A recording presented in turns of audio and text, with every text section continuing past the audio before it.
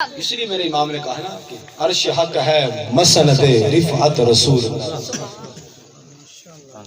عرش حق ہے مسند رفعت رسول اللہ، کی رفعت کہتے ہیں بلندی کو، مسند کہتے ہیں کرسی کو۔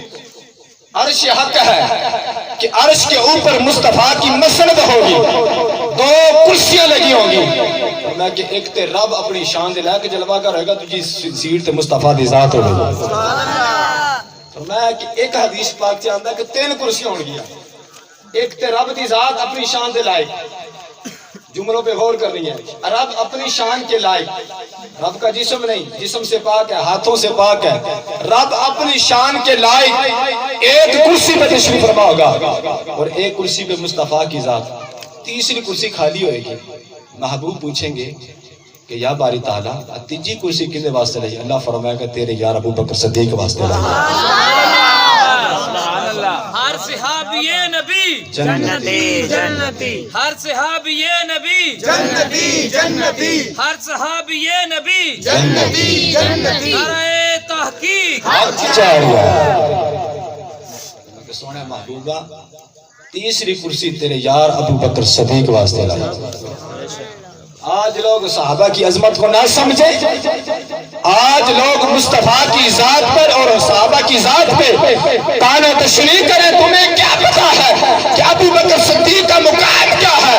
امام الانبیاء فرماتے ہیں کہ خالق کائنات آسمان سے ایک ترازو لٹکائے گا، فرمایا کہ ایک پلڑے کے اندر ساری امت کے ایمان کو رکھا جائے گا اور ایک پلڑے کے اندر ابو بکر صدیق کے ایمان کو رکھا جائے گا، فرمایا کہ ابو بکر صدیق کے ایمان والا پلڑا آزاد ہے، وزن ہو جائے گا۔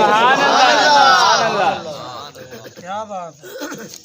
آپ بتائیں کیا جہاں پہ پلڑا ہوگا تکڑی کا، ایک پہ ساری امت کا ایمان، ساری امت کے اندر اہل بیت نہیں آئے گی، صحابہ کرام نہیں آئیں گے، حضور کے ازواج نہیں آئیں گے، تابعین نہیں آئیں گے، بزرگان دین نہیں آئیں گے، غوث نہیں آئیں گے، کتب نہیں آئیں گے، ابدال نہیں آئیں گے، اولیاء کرام نہیں آئیں گے، علماء نہیں آئیں گے، جو حضور کے سچے غلام نہیں آئیں گے۔ ایک پلڑے کے اندر ساری امت کے ایمان کو، ارے ایک پلڑے کے اندر ابو بکر صدیق کے ایمان کو رکھا جائے گا، ابو بکر صدیق کا پلڑا پھر بھی وزنی ہو جائے گا۔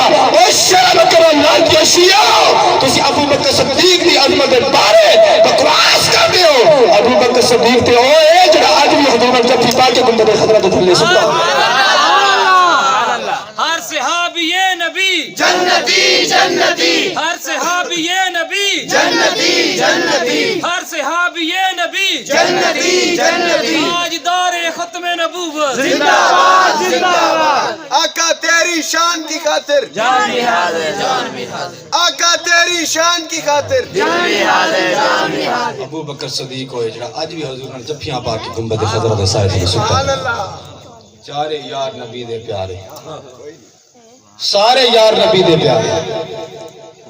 یہ شعر چارے یار نبی دے پیارے شاعر نے لکھا، لیکن میں جب پڑھتا ہوں نا پہلے شاعر کی بات کر دیتا ہوں، پھر بعد میں اپنی جذبات کی بات کرتا ہوں۔ سارے یار نبی دے پیارے، کوئی نہیں انہاں سارے مرگا، کہو سبحان اللہ۔ سارے یار نبی دے پیارے، کوئی نہیں انہاں سارے مرگا، نہ اس ترتیب پیدا کیتا نہ اس ترتیب پیدا کرنا، انہاں جان نثارا ورگا۔ آدم کی شان حضرت صدیق دی پوچھنا ہے، ایک کو یار لکھاں تے کروڑاں تے کھرباں ورگا۔